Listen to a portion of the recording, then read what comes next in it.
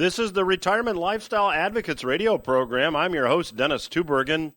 If you're a new listener, this is where we look at what's going on in the economy, in the markets, and what's going on politically, and how it might affect you and your money. And we look at all this through the lens of history, because the reality is your history teacher was right. If it's happened in the past, it'll probably happen again in the future, because human behavior is predictable.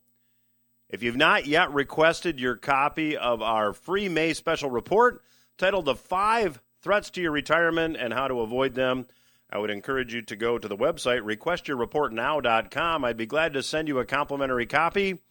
And in this segment, I'm going to expand a bit on one of those threats, and that is the threat of inflation.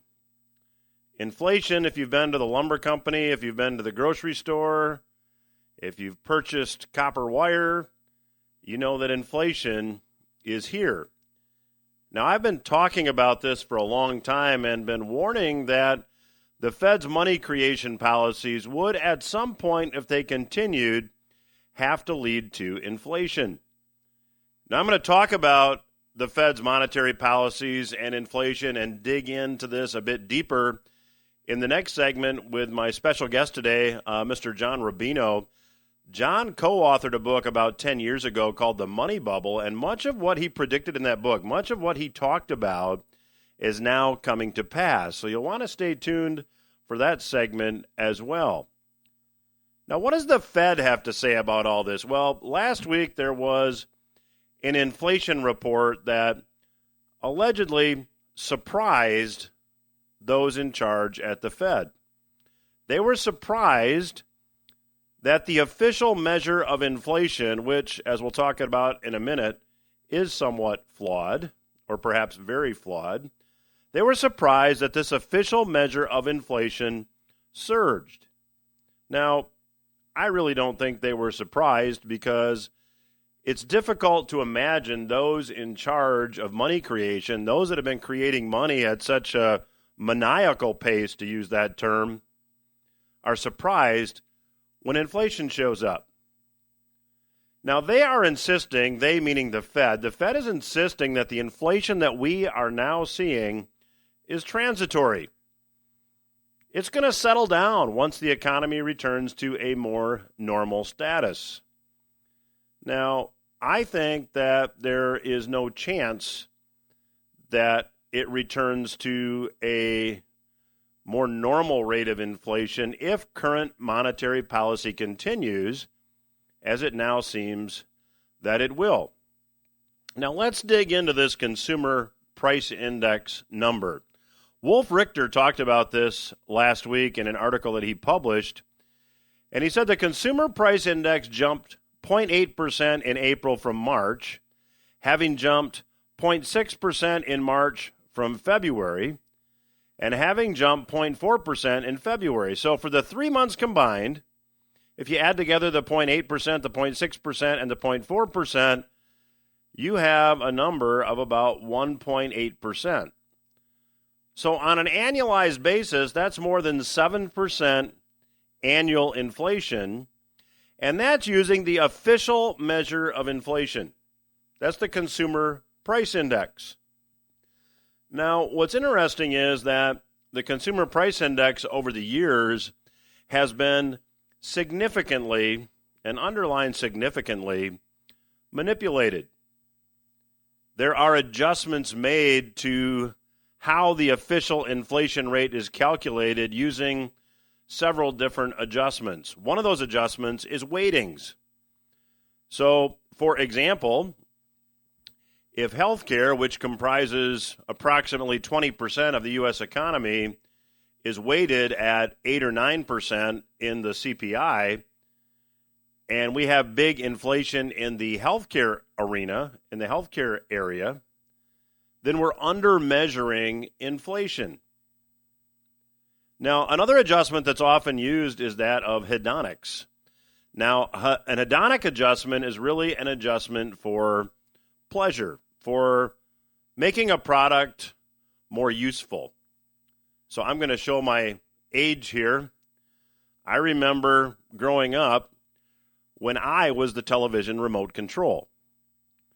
I remember that when the channel needed to be changed, my dad would tell me to go change the channel. Now, fortunately, there was only 3 channels. So it didn't take too long to figure out what we wanted to watch.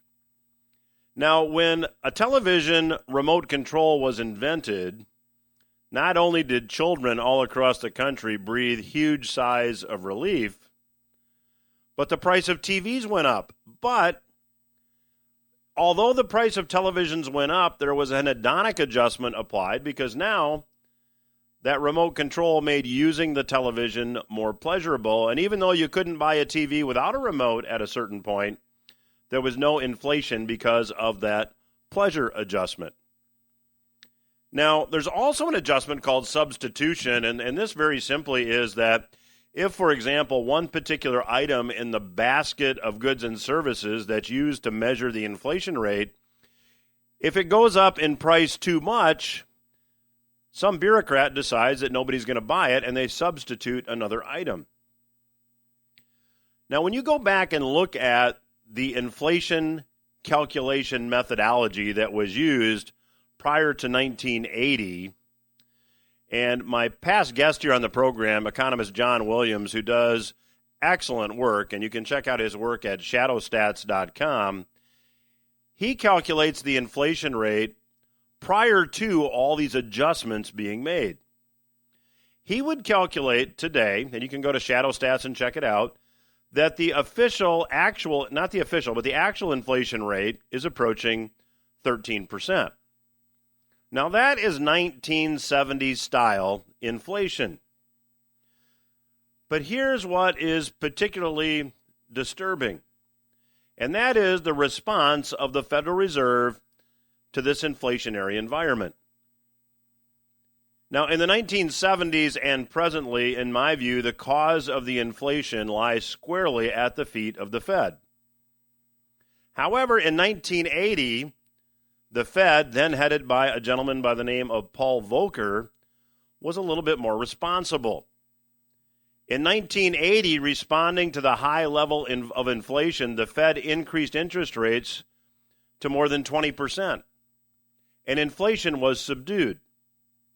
Now, why is that? Why is inflation subdued when interest rates go up? Well, in our fractionalized banking system, money is loaned into existence. And when interest rates are more than 20%, how many people want to go out and borrow money? So the money supply contracted and inflation was subdued. We had a huge boom starting in the 80s, as many of you who are old enough might remember. Now, presently, the Fed is taking the polar opposite approach. They're vowing ultra-low interest rates moving ahead, and they're vowing more money creation. Now, why is the Fed taking an approach that is obviously so reckless and, in my view, will lead to even more inflation? Well, the answer can be found by looking at the government debt level. Debt and unfunded liabilities, to be more specific. The Fed must now monetize government spending. Families with children starting this summer are going to get money, presumably free money, in the form of a tax credit. Families with children who make less than, I believe, $155,000 will be getting this check every month from the government. However, we all know, as savers and investors, that nothing is free. Nothing is free because we are all paying for this free money through now this inflation tax, which is becoming painfully obvious. An increase in interest rates at this point fundamentally bankrupts the government, or at least makes the bankruptcy obvious. Think about the interest on $30 trillion in debt if interest rates were to return to more normal levels. So the Fed here is really just painted into a corner. they have really no choice but to kick the can down the road and hope that the inflation blows up maybe on someone else's watch. That doesn't seem to be the case. And government finances are continuing to deteriorate. Deficit levels are up more than 30% from the same time frame last year, and allegedly the economy is returning to normal. Creditors are no longer lined up to buy U.S. government debt, so the Fed now has become the buyer of last resort, and they're using newly printed currency to purchase government debt, not directly, but by buying government securities from the big banks. Now, in the last segment of today's program, I want to talk about why gold and silver prices, although they're breaking out here, why they haven't broken out to the extent that maybe some of you would have imagined that they would. And I'll talk about that in the fourth segment of today's program. But inflation now is a real threat to your retirement. And if you've not yet requested my May special report, I would encourage you to get it. It's titled The 5 Threats to Your Retirement and How to Potentially Avoid Them. You can go to requestyourreportnow.com. Let me know where to mail that report, and I'll be very glad to get it out in the mail to you. The report's available at no cost, no obligation to get it. Just go to requestyourreportnow.com. We'll get it out in the mail to you. And if you're not yet using the Retirement Lifestyle Advocates app, go to the App Store and search under Your RLA. Type it in as one word, YOURRLA. You'll find it. You can download the app for free and get access to all of our resources, including the weekly Headline Roundup webinar. And you can watch the replay on the app as well. I'll be back after these words with Mr. John Rubino. You are listening to RLA Radio. I'm your host, Dennis Tubbergen. Joining me again on today's program is returning guest, Mr. John Rubino. John has a website that is one of the primary news sources for me. It's dollarcollapse.com. He has a feature on the website titled, I believe, Breaking News Best of the Web, and it's constantly updated. There's links to a lot of great stories there, a lot of John's perspective there as well, so I'd encourage you to check it out. That's at dollarcollapse.com. And John, hey, welcome back to the program.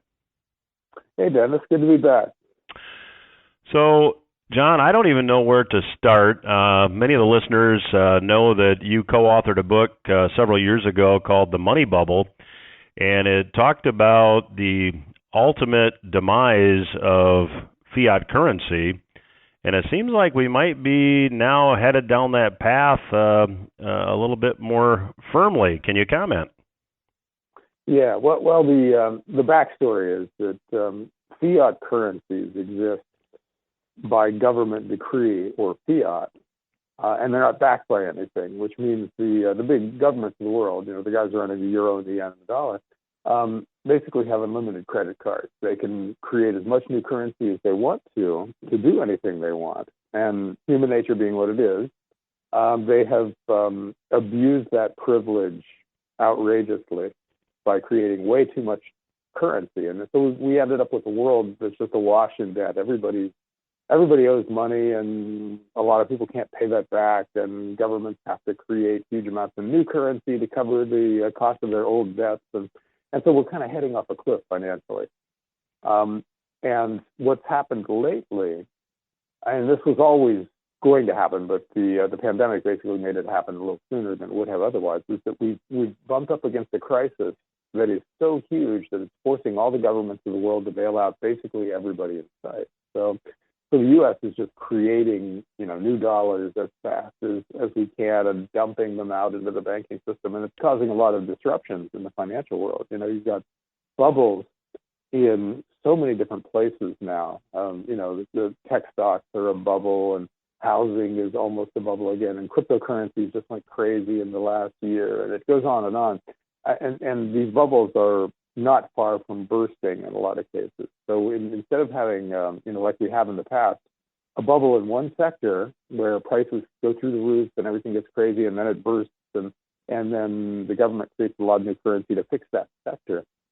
We've got the whole economy, the whole global economy, basically in a bubble right now. And when the bubbles that make up that greater bubble start to burst, not clear how to fix it.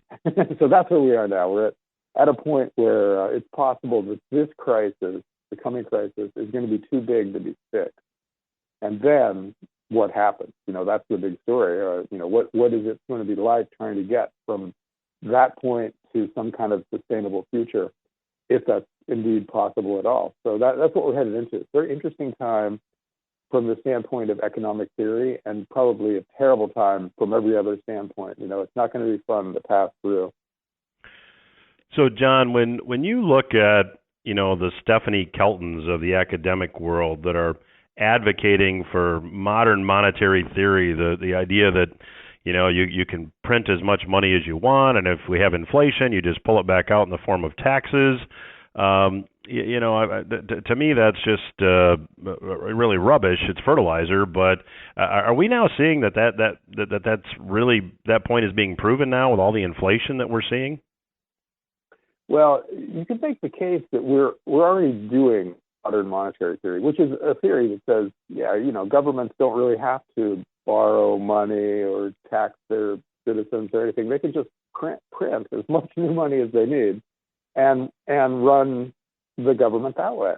The operative phrase being as much new money as they need. They get to define their needs, the governments of the world, and then they get to just finance that spending out of thin air.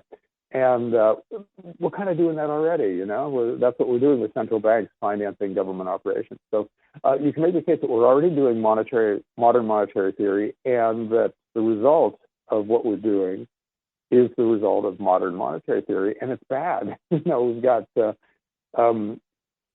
suddenly soaring inflation in a lot of different sectors, which is what you get when you create too much new currency. We've got massive financial instability. We've got really bad debt being taken on by all kinds of different parts of the global economy. And there doesn't seem to be any way out of that mess. So, the people who are proponents of modern monetary theory are really just saying, let's ratify and acknowledge the current system by giving it an academic name, instead of it being just this mess that kind of evolved organically. Now we're going to give it a name that implies we actually understand what we're doing, but we don't understand what we're doing. So MMT is sort of it's a sideshow, because we've already made those mistakes. We may make bigger mistakes of that kind as we try to get out from the mistakes we've made in the past, but there's no real fix. And so whatever we call it, whatever we call the monetary system of the next few years, it's going to be a catastrophe, because we've already baked into the cake some kind of gigantic financial crisis by taking on way too much debt. The people who are running the show right now, or put it a different way, the people who caused the problems in the past are the people we've charged with fixing those problems going forward. So there's no reason to think that they have any special knowledge that will allow them to save us. Daddy is not coming home to fix us. There's no adult supervision in these markets anymore. And, that's it. We just have to live through some horrendous financial crisis and try to come out the other end. So, John, what does this look like? I mean, I got kind of maybe a sadistic kick out of the fact that the Fed was shocked by the inflation report, and yet they're the ones engaging in all the money creation. And if you use the CPI, over, I think it was February, March, and April, that we've got an annualized inflation rate officially of more than 7%, and that's obviously a number that is manipulated as well.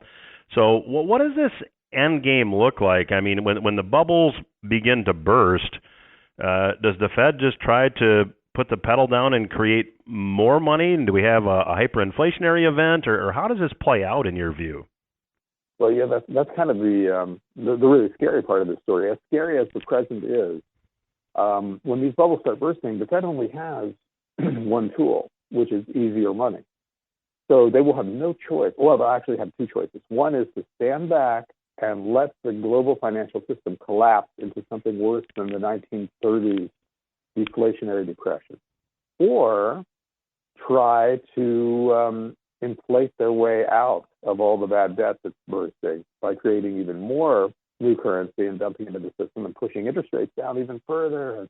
That's what they'll try because that's worked for them in the past, and it's really all they know. These guys only know easier money. That's their whole tool. Toolkit. And like the old saying goes, when all you've got is a hammer, every problem looks like a nail.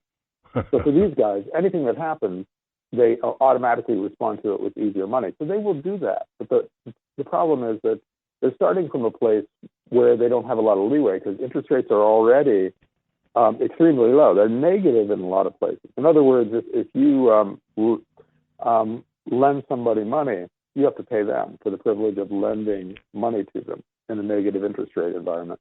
And so they'll have to push U.S. interest rates down into negative territory, probably, and they'll probably have to go to some kind of a government cryptocurrency which eliminates cash. They won't let us have cash anymore. They'll on our bank accounts they will take money from us instead of pay us interest, and that'll be the next world. And they'll hope that fixes things, and it won't. It'll just make things a lot worse. But when I talk about a collapse, basically what I mean is that governments and big companies and individuals will have a lot more trouble borrowing money because everybody's terrified. Nobody wants to lend them money. And so a lot of governments and companies and people will start going bankrupt.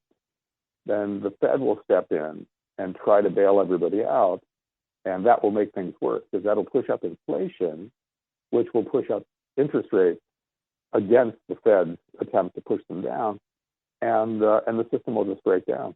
There's a thing in the Austrian School of Economics called the crack-up boom, which is, I think, what we're headed for. And that's the point at which a critical mass of people just realize that their currency is going to get less and less valuable at an accelerating rate, basically forever, and so they bail on the currency. And the minute they get paid, they swap those dollars or euros or yen for real stuff like farmland and houses and gold and silver.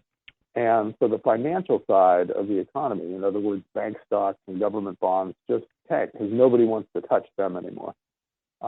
And so you get huge inflation in real assets. In other words, gold and silver are going to go through the roof, and you won't be able to touch farmland. Good luck trying to buy something like that when this gets going.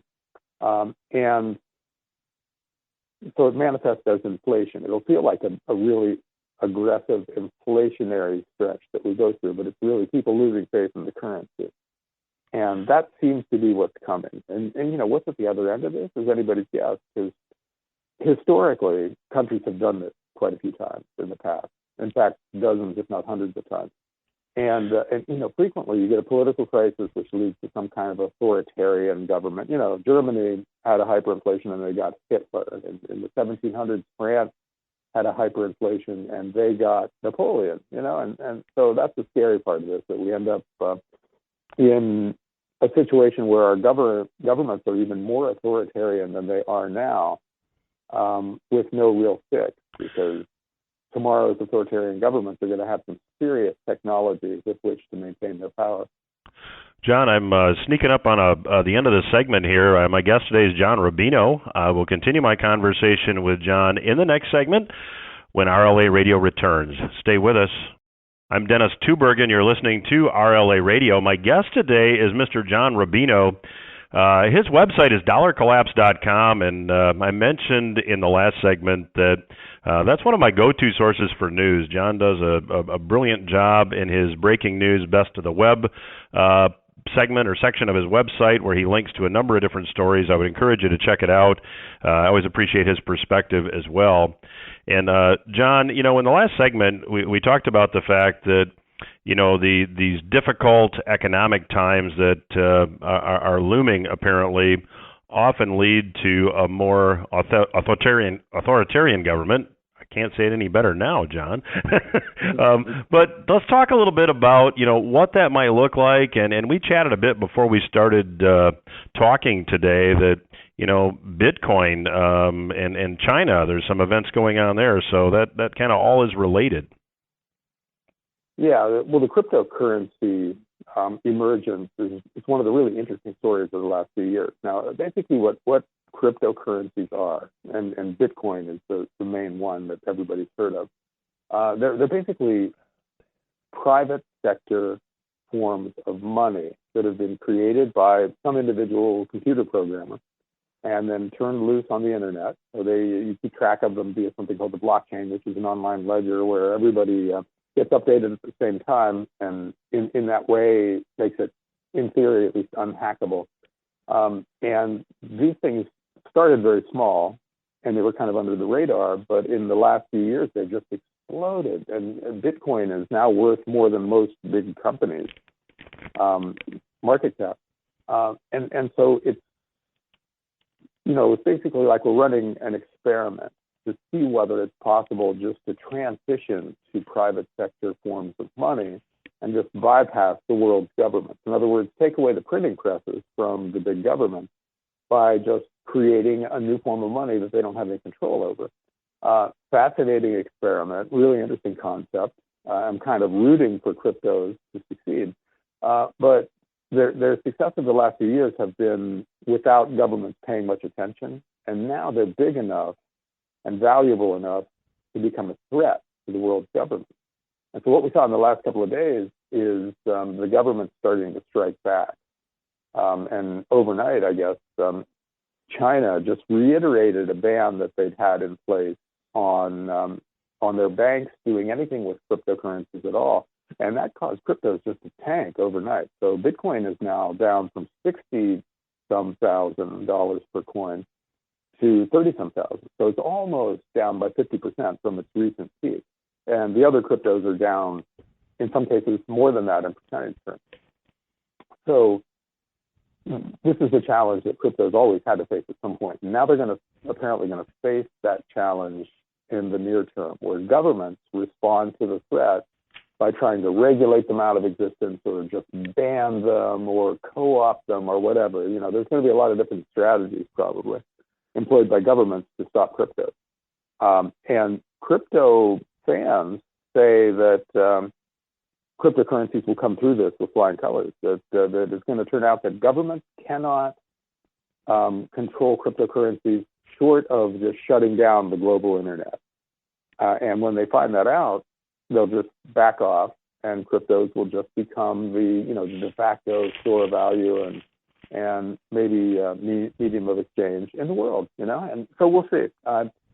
I think governments have more power than Bitcoin fans think governments do, but I really don't have any way of knowing how this is going to play out. It's just a fascinating thing to watch. Yeah, yet another fascinating disruption of the global financial system that might be good and it might be very bad for a lot of people. So we'll have to see. But I think the crypto story is probably one of the really interesting stories of the coming decade, because it's by no means over just because China made an announcement and cryptos went down last night.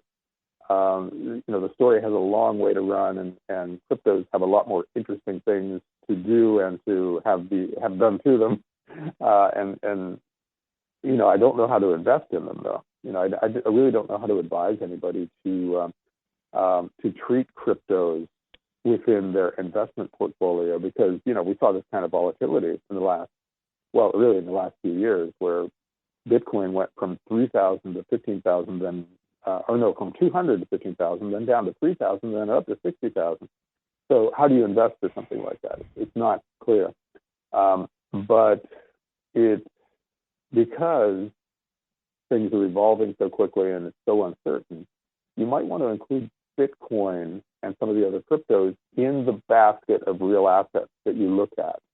If you're an individual trying to get away from this big financial crisis by moving into real things, you want some commodities like copper and iron ore and maybe some kind of housing exposure, and you definitely want gold and silver and maybe farmland, stuff like that. But maybe you want cryptos too, and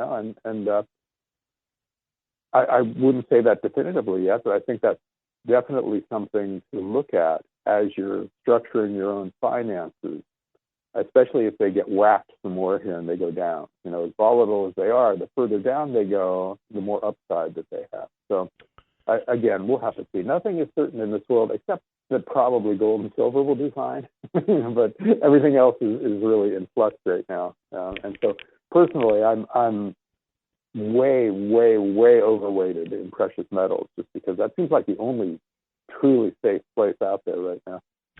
And John, don't you think when you study history that you'd mentioned this in the last segment, that whenever there has been currency failures, the population pretty much insists on a currency linked to something tangible. Don't you think that ultimately, eventually, we have to end up there again? Yeah, I do think that. And the question is, do we do it in a chaotic way because the market imposes it on us? In other words, if currencies just start collapsing and people start hoarding real assets, and governments just have to, accept that at some point after a huge crisis in which their currencies just collapse and cause misery for everybody? Or do we do it in a rational way where governments just recognize that the fiat currency experiment is a failure and just go back to some kind of a commodity-based currency where you've got something like gold? It doesn't have to be gold, but gold has been the thing that has worked pretty well for 5,000 years. And you've got that as your base money. And then the currency that circulates is just a representation of the gold that is in the government's vault.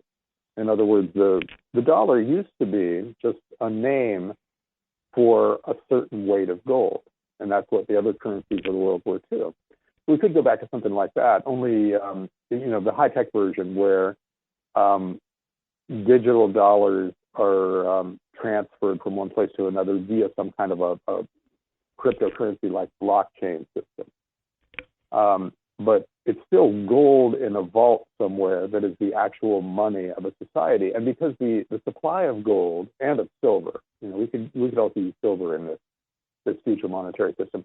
The supply of those metals grows only very slowly because you have to dig it out of the ground. And historically, we've gotten like 1.5% more gold each year, which is a good increase in the supply of money. The ideal money would not increase in supply at all. It would just be perfectly stable.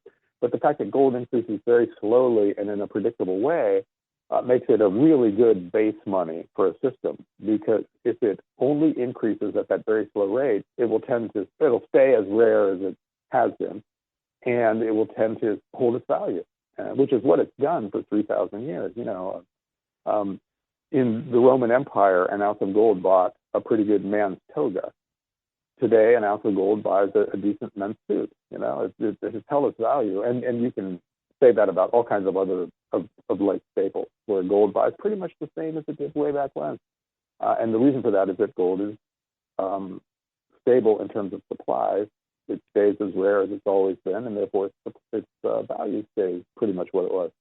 So if we go back to something like that, just on some Sunday night, they just announced that henceforth the dollar is just a name for 1/10,000th of an ounce of gold, and gold and dollars are exchangeable at any government office. Then we would have this huge burst of inflation, which would hurt everybody that trusts the government, but would give us a sustainable monetary system going forward. And that's probably the best case scenario, but it seems like the least likely one at this point. I think they're going to thrash around and try all kinds of authoritarian, modern monetary, cryptocurrency strategies at the governmental level before they finally give up and go back to real money. And the average person who trusts the government is the one who's going to be hurt by this. The retiree who puts their money in a bank account, that bank account will be worth a lot less when something like this happens. Or middle-class people who are saving for retirement and do so via government bond funds, which will also become a lot less valuable in this scenario. Those are the guys who will be hurt. And rich people who own all the real assets, who own a bunch of gold already, and Bill Gates, who is now the biggest owner of farmland in America, those guys will make out just fine, of course. And once again, it'll be regular people who don't deserve to be hurt because they're playing by the rules who are hurt most by this. Well, my guest today has been Mr. John Rubino. His website is dollarcollapse.com. And, John, we've got about a minute left in this segment. Do you want to take 30 seconds or so and talk about your website?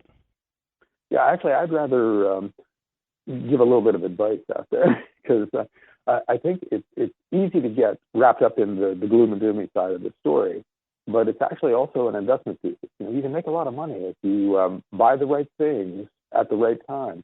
And I think precious metals are a big part of that story. So don't think of this as this horrendous crisis that's coming. Think of it as an investment opportunity for you to protect your family and yourself by doing the right thing. Well, that's a terrific way to end this segment. Again, my guest has been Mr. John Rubino. His website is dollarcollapse.com. I'd encourage you to check it out. John, thanks for joining us today, and love to catch up with you again down the road.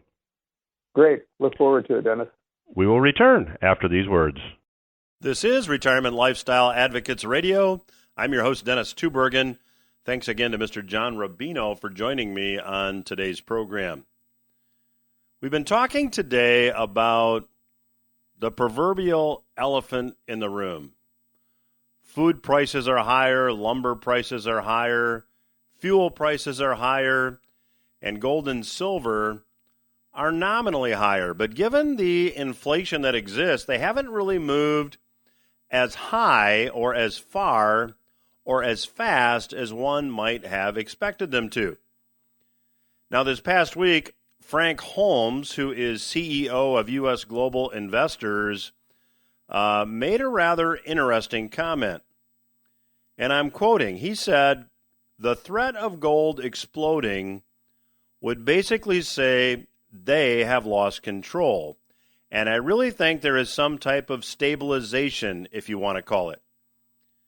Now, who is the they that Mr. Holmes is referring to? Well, the they is the Federal Reserve. And what he's saying is that if gold prices explode, if gold prices rocket higher, it would be obvious to everyone that the Fed has lost control. So he is suggesting that there's some type of stabilization. Now, we've talked on this program in the past that there have been many big banks in the past, I should say some big banks in the past, that have been caught rigging or manipulating the price of gold. Now, you may be wondering, how does this work? How does a bank, a bullion bank, manipulate the price of gold? Well, Craig Hemke of Sprott Money News wrote an interesting article, and I talked about this in the weekly newsletter that I publish called Portfolio Watch. If you're not yet a subscriber, go get the Retirement Lifestyle Advocates app by visiting the App Store and searching Your RLA, spelled as one word, YOURRLA. And when you get the free app, you'll also get a free subscription to the weekly newsletter. Well, Hemke said this. On Thursday, May 6, Friday, May 7, and Monday, May 10, we had some of the most bullish news of the year hit for gold. Inflation is emerging. Real interest rates are plunging. Wages are increasing, and stagflation is pending. All of this combined to surge speculator interest in COMEX gold. Prices, in fact, gold prices over those 3 days rose $55. But that really doesn't tell the whole story. Over those same 3 days, the market-making banks created and added 45,858 new COMEX gold contracts. Now, if you're not familiar with the COMEX market is where gold and silver futures are traded. So the banks created these contracts and sold them. The banks took the short side, expecting that prices would go down, and speculators took the long side of the trade. They were betting on gold prices going up. Now, what you have to understand about this market is the banks created gold from nothing. They just issued these contracts, and the only way any gold changes hands is that one of the buyers of the contracts decides to hold the contract for maturity and then stands for delivery. So the bank created all this gold really from nothing and sold it to speculators who bought this gold, this paper gold, if you will, by putting 15% down. They bought it on margin. The important thing to remember is no physical gold ever changed hands. No physical gold entered the COMEX warehouses as collateral. What it is one side making a bet against the other. Now, this allows the banks to control the rally through new contract issuance. Now, banks make money whenever contracts are sold. They get a commission. Now, how many ounces of gold does this represent? If you look at the 45,858 contracts created over those 3 days, each contract represents 100 ounces of gold. So that's 4,585,800 ounces of gold. And if you convert that into metric tons, it's nearly 143 metric tons. To put that into perspective, that's more than the official reserves of Sweden, more than the official reserves of South Africa, and it's also about a third of the entire current stock of gold in the COMEX vaults that's marked as registered. So in 3 days, the big bullion banks issued short contracts representing about a third of all the gold that exists on COMEX. Now, what happens if all these buyers of these contracts, or many of them, decide to stand for delivery? See, what you have here, in my view, is something going on that is unsustainable. Ultimately, I believe the fundamentals will take over, and increasing inflation will lead to much higher nominal gold and silver prices. I think this, at least in part, explains the disparity between paper gold, or the spot price of gold, or paper silver, or the spot price of silver, and what you actually pay or receive when you buy or sell physical gold and silver. So certainly in light of this, you certainly want to own physical metals in your portfolio. You don't want to own paper gold or paper silver because counterparty risk exists. That counterparty risk does not exist when you actually own the physical metals. Now, if you've not yet received the May special report titled The 5 Threats to Your Retirement and How to Potentially Avoid Them, I would encourage you to get a copy of the report. All you have to do is visit our website, requestyourreportnow.com. The website, again, is requestyourreportnow.com. If you let us know where you'd like us to mail that report, we'd be very glad to do that. And with that report, we will also include a couple of our books that really give you some strategies to consider moving ahead as well. So, again, that's requestyourreportnow.com. Also, we do have a website with a lot of free resources available. It is retirementlifestyleadvocates.com. That's retirementlifestyleadvocates.com. If you've not yet visited the website, I'd encourage you to check it out. And as I mentioned earlier in this segment, you should also get an app, the Retirement Lifestyle Advocates app. It is free. Go to the App Store, search under Your RLA. That's YOURRLA. And you'll get access to our weekly headline roundup webinars and the replay of those webinars. You'll also get the newsletter as well as the podcast version of this radio program. That's all the time I have for this week. I hope you got something you can use, and I'll be back again next week.